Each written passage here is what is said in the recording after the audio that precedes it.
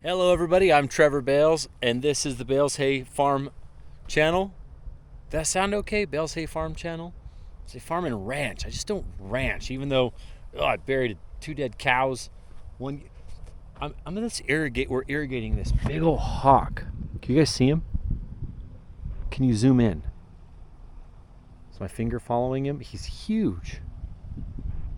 Might be a baby bald eagle. They're crazy looking, aren't they? Sorry, squirrel. Anyways, gosh, I had to bury two cows this week. Well, I didn't bury them. I buried one. The other one got hauled off. The other one was small, so I just buried it. Anyways, Bales Hay Farm, the Bales Hay Farm channel, Bales Hay Farm, Bales Hay channel. Anyways, welcome to the show. Hope you guys enjoy it. Today, we're just gonna look at some irrigation and different styles. We planted this alfalfa. It's cool to see it. The disc is going right next door, so we get to see some cool stuff. But before we get into it, I want to thank my father and the show, or the farm, Bales Hay, for sponsoring this, letting me roam around, video all this, show you all the stuff we do, because this does cut into my time. It does cut into the things we're doing, and I know it means a lot that my dad lets me do this. I love my dad. He's the best dad. I don't say enough good things about my dad. If you work for your family, you understand, like, working for family can be difficult. It's not that way for me. My dad is awesome. Next, PDI. Yes, I got, for a retriever truck, little 337. We just got a programmer for it. It came in the mail. Unfortunately, that truck is in the shop. So when the truck gets out of the shop, I'll probably just film Drew because he's the truck guy. I'll film him getting all that ready. We're going to plug it in. PDI says it will do wheelies afterwards. I don't know if I believe it'll do wheelies, but maybe it'll do some burnouts. We'll see. I don't know. So PDI, oh man, I'm excited about the future with those guys, because the trucking is just going to keep growing, getting better, getting cooler. I'm excited about it. It's actually just talked to a guy about hauling cotton. I've never hauled cotton, but they haul cotton like on hay trailers. Anyways, Fluidol, Forney, both great things to have in your shop. Man, I love that Fluidol stuff. I love it. I'm just not a shop guy, so the Forney stuff to me doesn't get me as excited, but the Fluidol stuff, I love it. Anyways, let's get after it.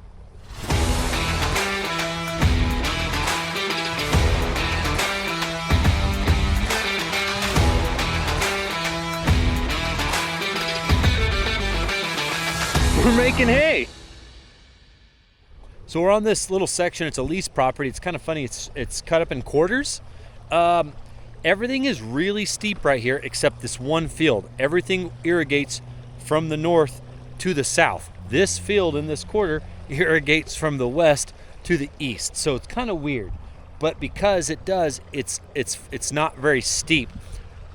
I just mentioned the other three fields irrigate from the north to the south. So this field is actually steep this way, but it irrigates that way. So each border, like that right there, is like probably 6 inches or more higher than this one. So this field stair steps down significantly, but the infall is very flat. So here we get to see the difference between the Brilliant and the, we're good. We get to see the difference between the Brilliant planter and the drill. So I can see right here, this was the Brilliant, all these little lines that are close together. And you can see how they're not real deep, and they're not very pronounced. I mean, they are pronounced, but you'll see compared to the drill. And as this grows, man, it just looks like a big carpet.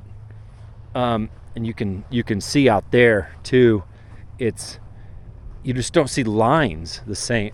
There's not a lot of lines, but you just don't see the hay itself isn't in lines. Those divots are actually made by the reels on the back of the Brilliant that kind of cover the seed up, make sure the seed's covered. So the seed isn't necessarily in those dirt lines. It could come up anywhere, because as the Brilliant is just dropping seed, it's going all over. So there really aren't lines like the drill makes. But this will come up and just it'll look like carpet. Let's get further out here. Hold on. But you can see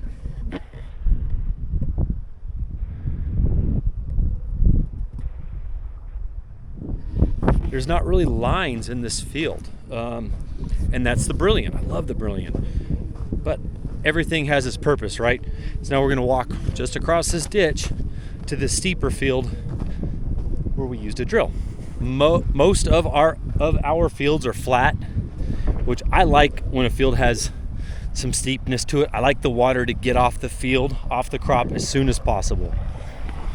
So here we are irrigating. This ditch looks about the same size as the other ones. I bet it's a little smaller, 300 inches or so. There's the port. Here it is coming out. Oh, this is old school. Siphon tubes. Look at, it's like, if you don't know what a siphon tube is, it's magic, right? That there's no electricity, there's no pump. And it goes up and over the ditch. It's physics. If I wasn't holding a camera, I'd start one for you, but I'm holding a camera, so I don't want to. It's like a pumping action you do with your hands. Anyways. So here's the ditch tin holding the water back. He's already got this port open, and just the water that's running by, he's just letting it go in this field, which I could walk down there further than the water and really see the alfalfa in the field. Would love to buy this property. It's not that great of a farm, but I mean it's so-so. But look, it probably cost $80,000 an acre to buy this place. I really don't like all the people moving here. That warehouse right there, that's the main reason this place probably cost $80,000 an acre. Ugh, I don't want to think about it. There's a group of pocket gophers. Bought this cool machine we have. It runs a shank in the ground and it poisons them. You put little poisoned seed in the ground.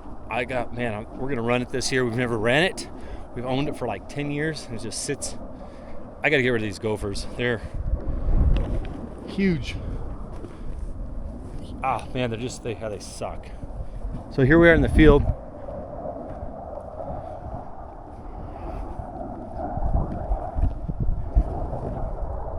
So you see the dirt lines, but the plant isn't growing in the line. See, they pop up everywhere. There's the line, but they're not directly in it all the time. So right here, this water is going that's west from west to the east. Just cross this road, and the water goes north to south. Let's go see. You can see those lines out there. This was put in with a drill. Great Plains. Yo, man, like a ninja. Just jumped over that whole ditch. That ditch is small. That's probably a 250 miners inches ditch. Okay. You can really see the lines.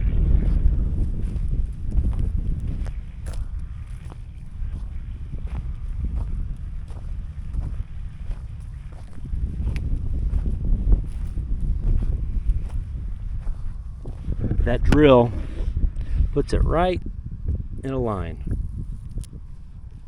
Let's spray this. These are all little Sudans from leftover. Anyways, the drill, you can see, it makes these lines, but it helps more with the steep ground. I don't know if I mentioned it in this video, but the reason we use the drill, it sets the seed deeper into the soil. So as that water in a steeper field is moving faster, it doesn't wash the seed out. But that's massive rock. Holy smokes, we're gonna have to run a rock picker upper in here. An irrigator. But anyways, yeah, that's why we use the drill. It puts it in the ground deeper, doesn't wash it away. We had some problems with this seed this year. Not the seed, we dumped an inoculant in the planter. And you're supposed to actually put it in like a cement mixer and mix the two together and then plant it. But we dumped it in.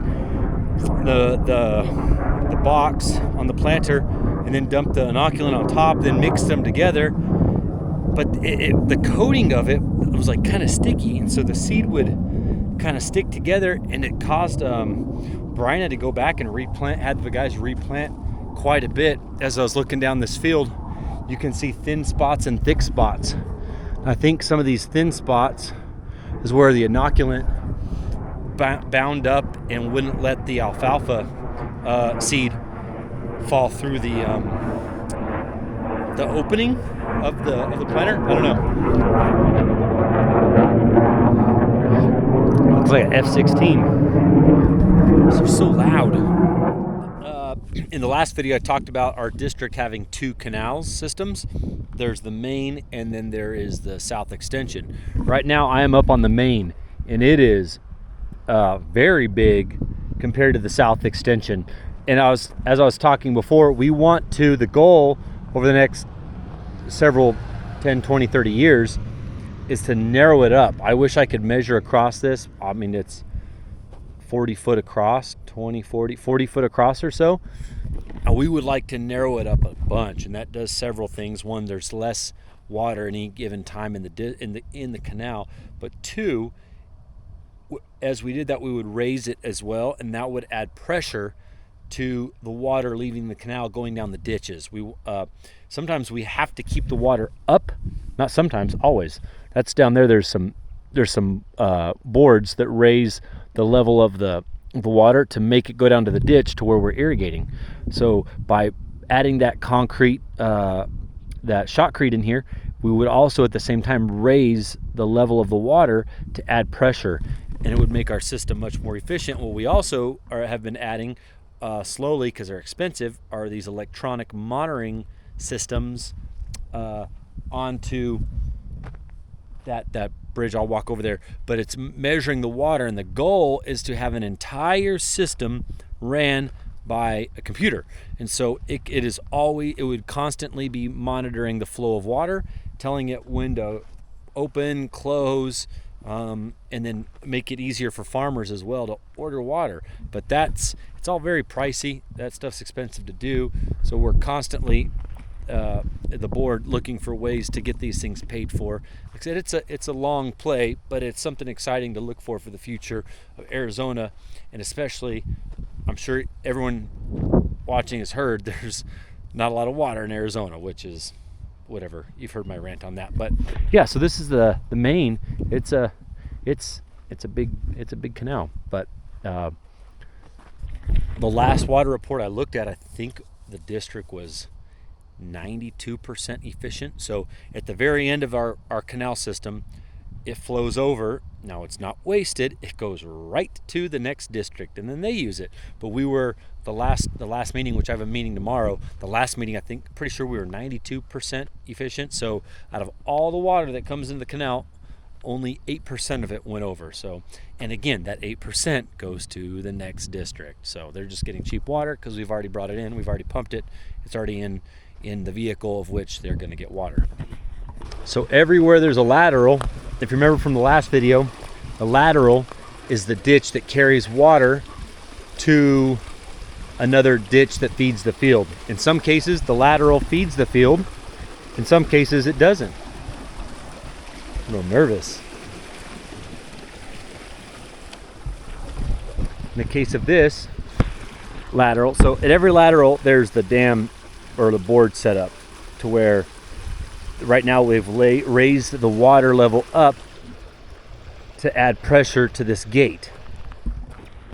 Now we're irrigating right out of the lateral over there, but also it comes to this ditch. Now this ditch is not considered a lateral.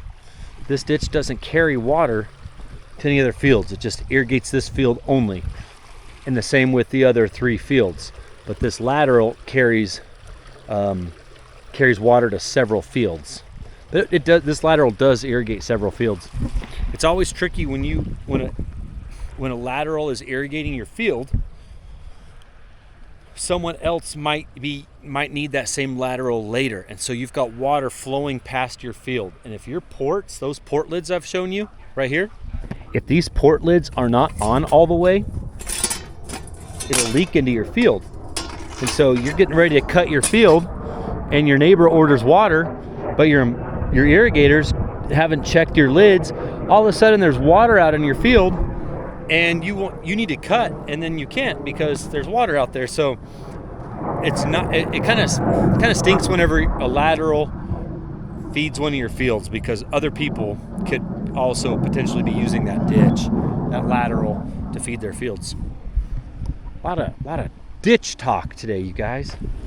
But the goal, I was talking about the system, the electronic system, I forget the brand, but is for all of this to be controlled by a computer. It's telling it raise, lower. Oh, what we're also doing, we've got these super cool deals. They want to set at every one of these spots right after it, because you can, obviously the flow of water is increased. These turbines that spin, the water will spin them, and they'll create electricity. How cool is that? And then the electricity, that those create will then power the electronic system that's controlling the flow of water. So, man, that's exciting stuff, right? I mean, talk about technology in agriculture, especially in Arizona, where we don't use sprinkler systems, but well, some guys do, which we need to go visit my buddy Matt. He does. But I don't know. It's pretty cool. I think it's neat. Kind of a nerd. Hope you guys enjoyed the show today. It's a pretty quick one. Get to see the alfalfa and how the planter changes the way it looks in the field. Thanks for watching. You know what to do. Share, thumbs up, like, comment. All right. Time to go home. See you guys.